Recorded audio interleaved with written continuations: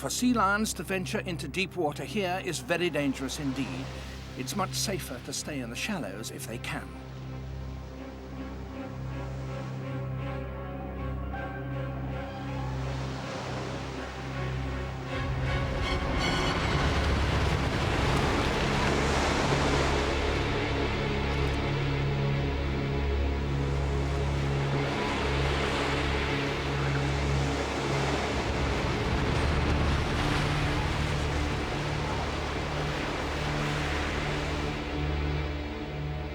In one or two places, channels enable the whales to get really close to the beach. Those are the danger spots.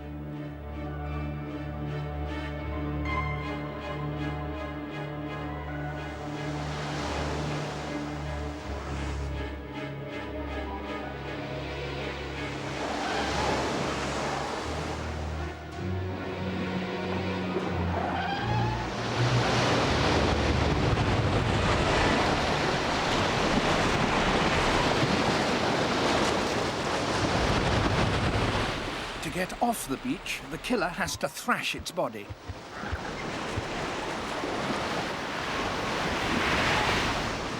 No other whale deliberately beaches itself in this way, or has perfected this method of getting back to the sea.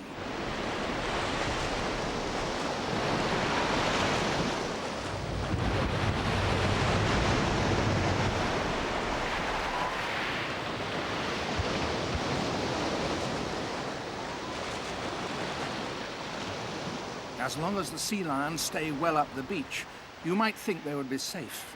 But the hungry whales are very daring.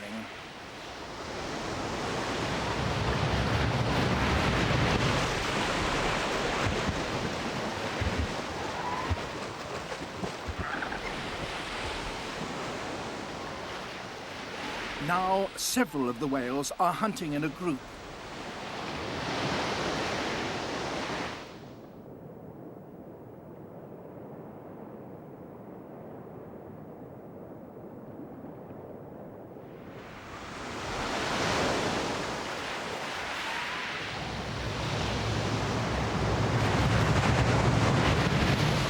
That sea lion was keeping just ahead of one of the whales, but was caught by another it probably hadn't seen.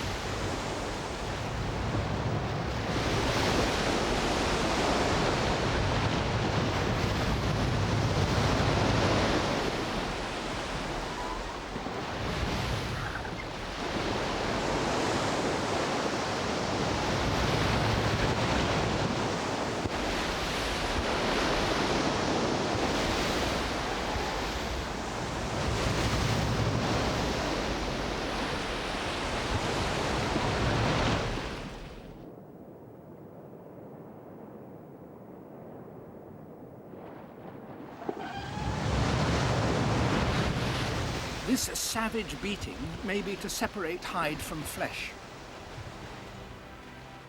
Here's another good example of whales outsmarting people in the Mediterranean. On the receiving end is another prized fishing industry. Not herring this time, but giant bluefin tuna.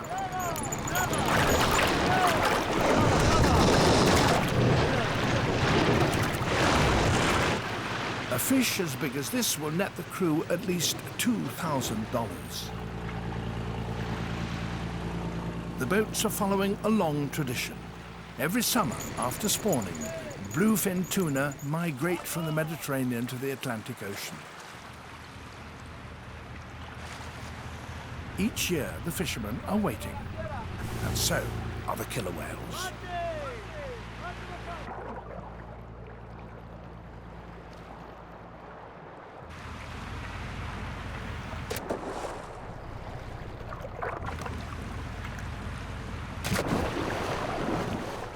concrete blocks take the bait down to 200 meters because tuna swim very deep as well as fast.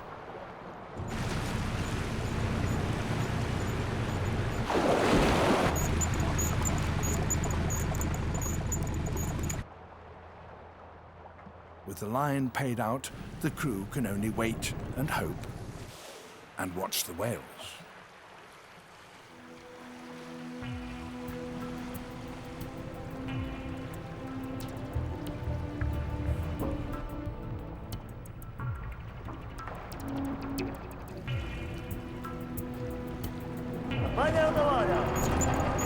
A fish has been hooked. The sound of the winch is a signal to the waiting whales. The fishermen will have to work as fast as possible to bring in the line.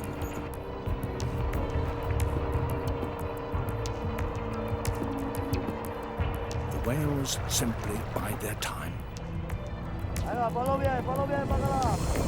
By the time the fish nears the boat, all the fight has gone out of it. This is as easy a meal as a killer whale could hope for.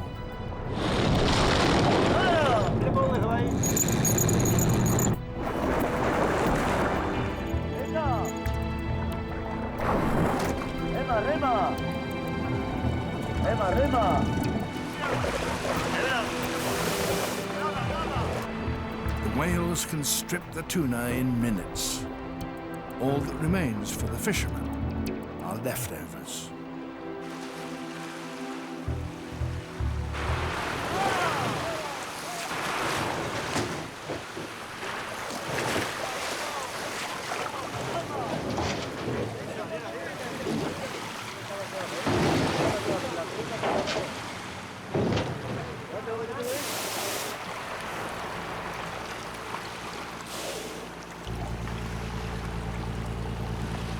This piracy on the high seas doesn't do much for the whale's popularity, but this is just too good an opportunity for them to miss.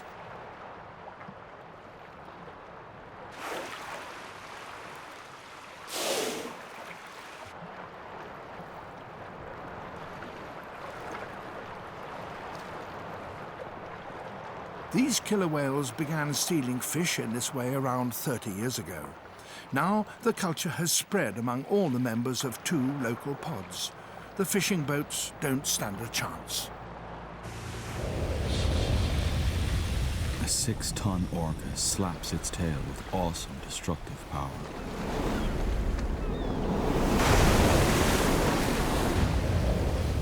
Under the water, tail slaps are used to stun the herring.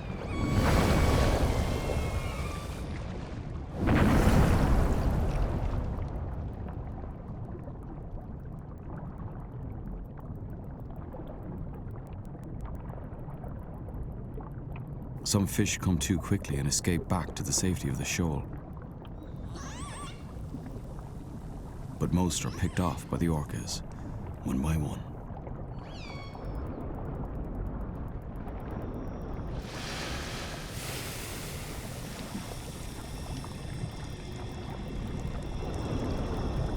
Soon the water glitters with fish scales as the orcas methodically consume the ball of fish.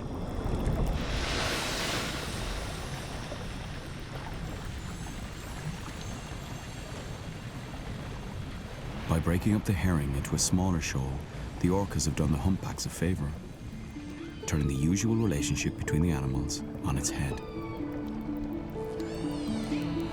Everywhere else on Earth, orcas are the humpback's biggest enemy. But here, the humpbacks cash in on the colossal fish supper.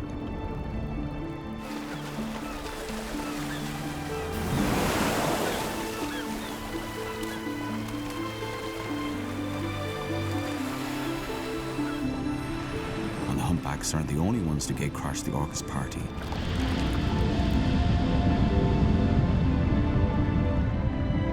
Massive fin whales can swallow 3,000 herring in a single gulp.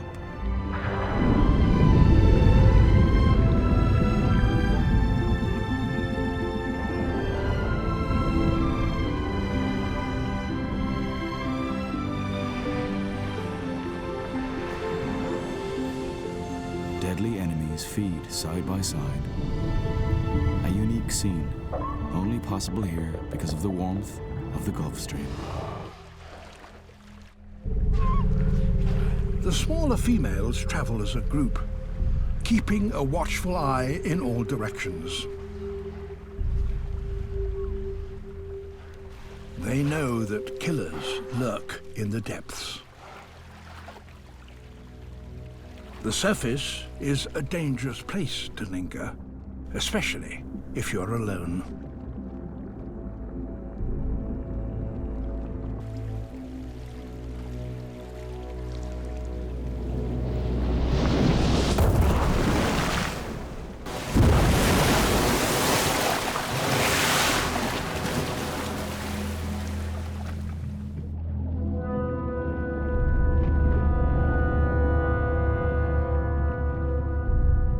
Orca, killer whales. The sea lion is wounded, but the killers keep their distance. His powerful jaws are still a threat to the hungry orca. He struggles towards the safety of land.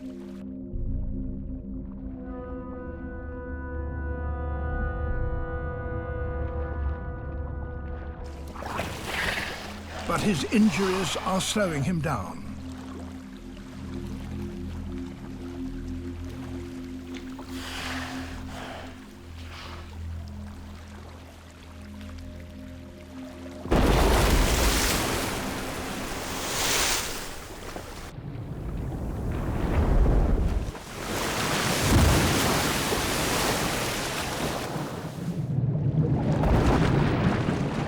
Blow by blow, they wear him down.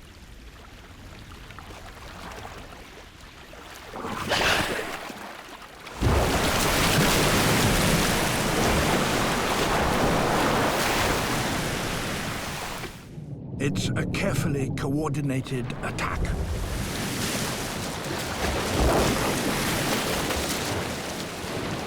One killer distracts his attention, while another hits his soft underside.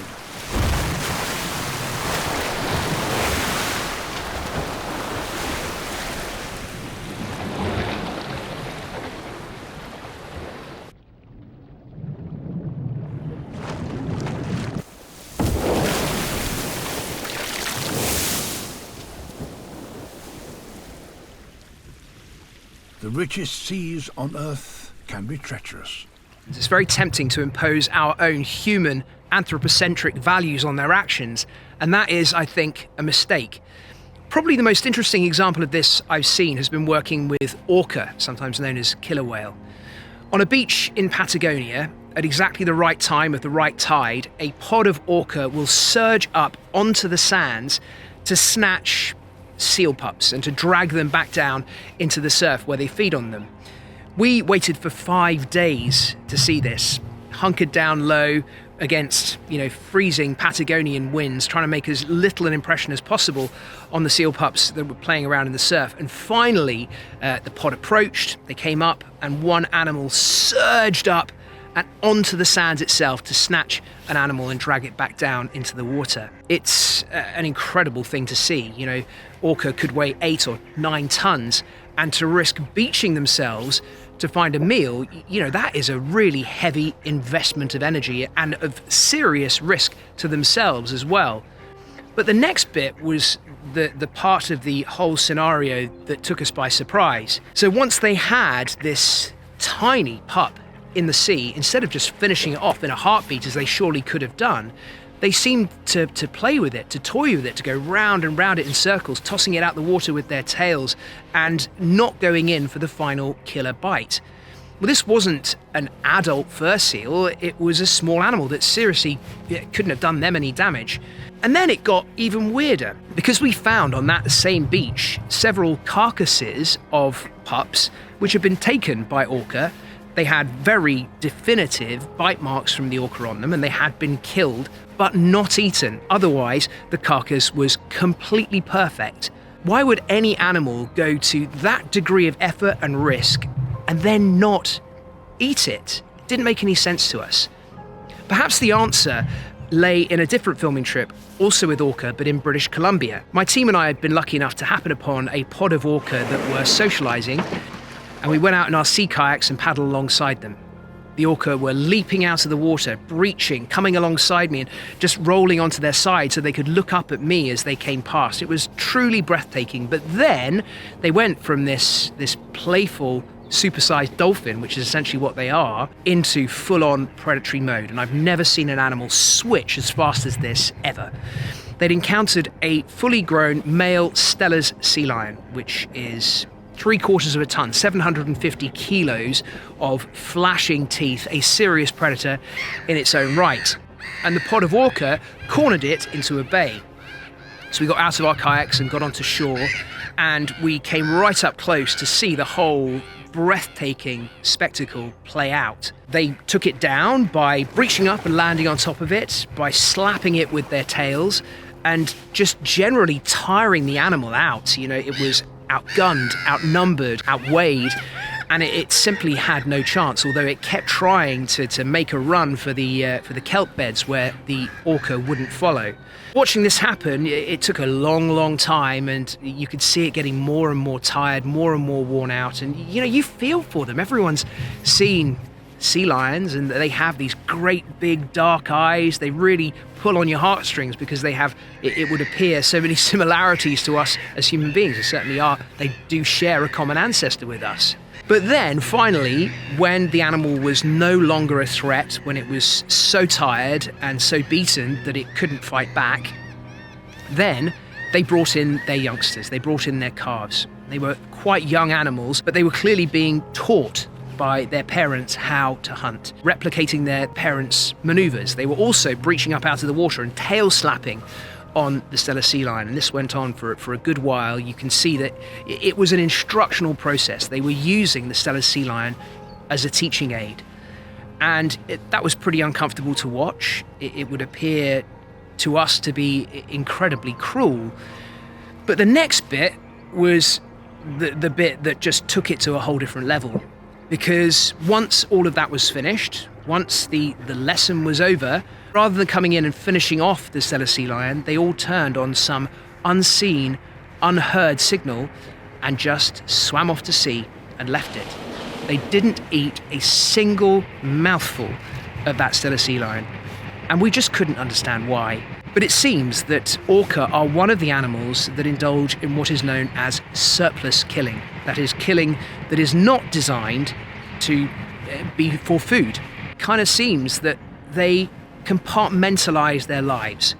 So if they're traveling, they're traveling. They're socializing, they're socializing. If they're hunting, that's what they're doing.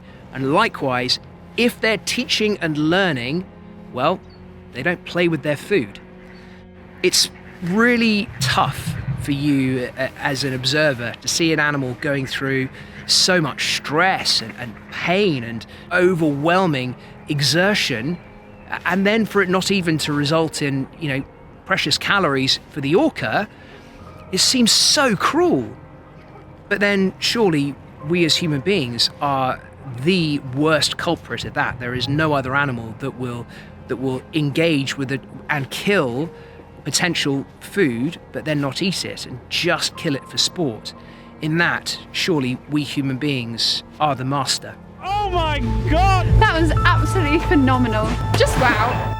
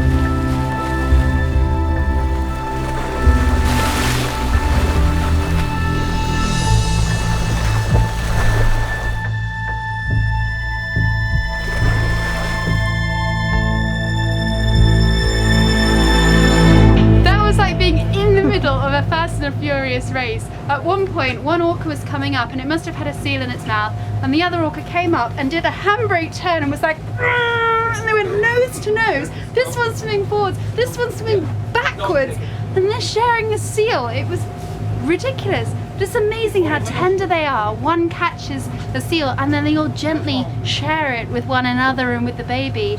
It's just absolutely phenomenal. Just wow.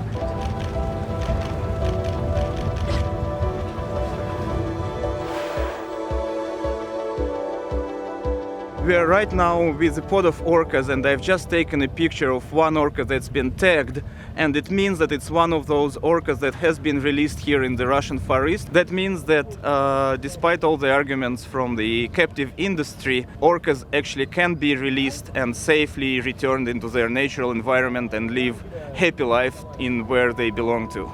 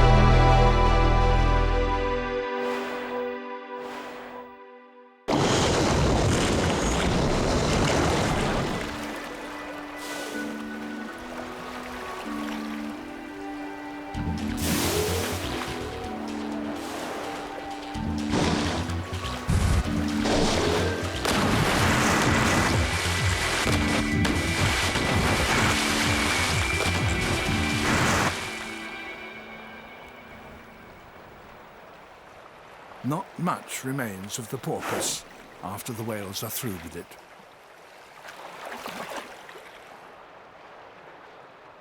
Killer whales don't just target prey smaller than themselves. Off the coast of California, a grey whale and her baby are in serious danger.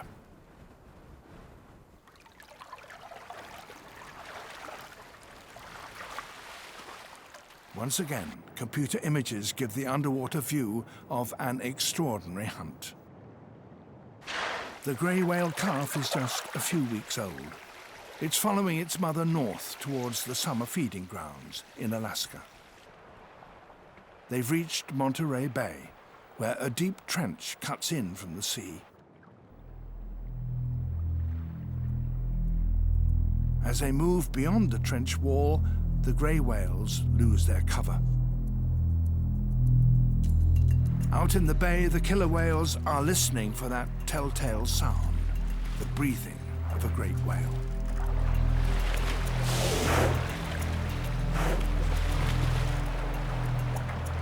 Immediately, their behavior changes. The killers close ranks like a hunting wolf pack.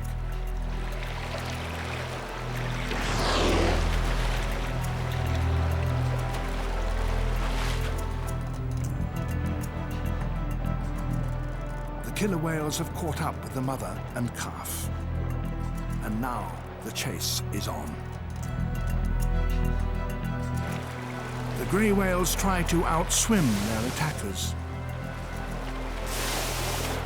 Fast swimming pushes up the grey whale's breathing rate. A breathless calf is easier to catch. The killers work as a team. Their first goal is to separate the baby from its mother. The grey whale mother is a formidable adversary. She could seriously harm a killer whale with just one slap of her massive tail fluke.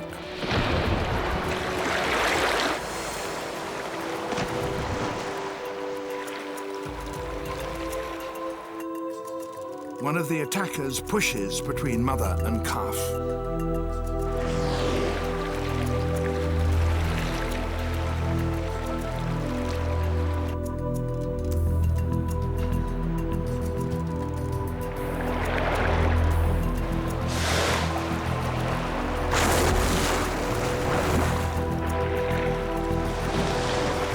The strategy is working.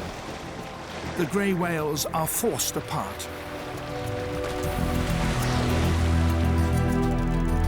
With the baby separated, the killer whales change strategy. Now their goal is to drown the calf.